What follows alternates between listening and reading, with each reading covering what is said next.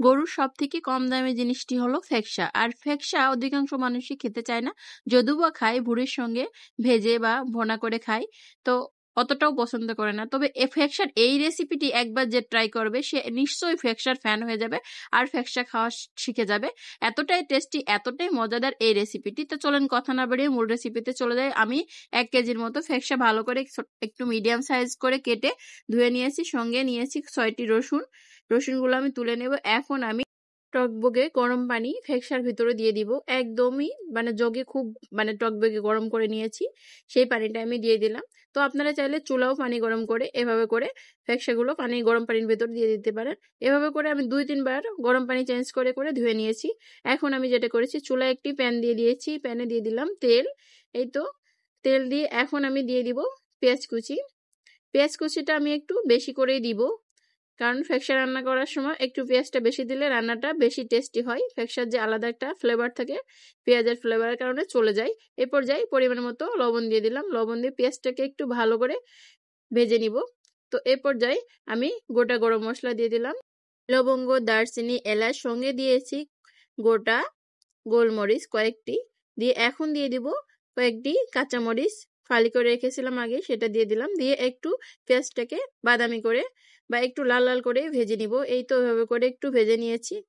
এখন আমি দিয়ে দিব 1 চামচের মতো রসুন বাটা, 1 চামচ আদা বাটা এবং 1 চামচ জিরা বাটা। সবকিছু দিয়ে আবারও একটু সুন্দর করে নেড়ে চেড়ে নিব এভাবে করে। আর এইভাবে করে একটু সুন্দর করে মশলাটা কষিয়ে যদি ফ্যাকসাটা রান্না করা হয়, রান্নাটা খুবই অসাধারণ হয়।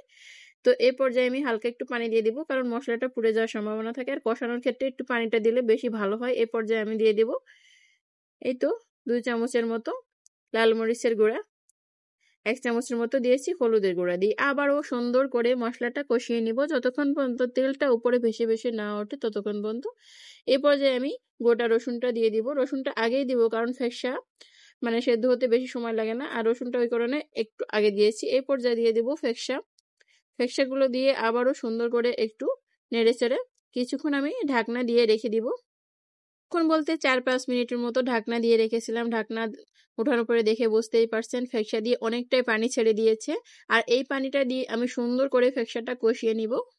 আর এভাবে করে যদি ফ্যাকসাটা সুন্দরভাবে কষিয়ে রান্না করা হয়, রান্নাটা খুবই টেস্টি হয়, খেতেও খুবই অসাধারণ হয়।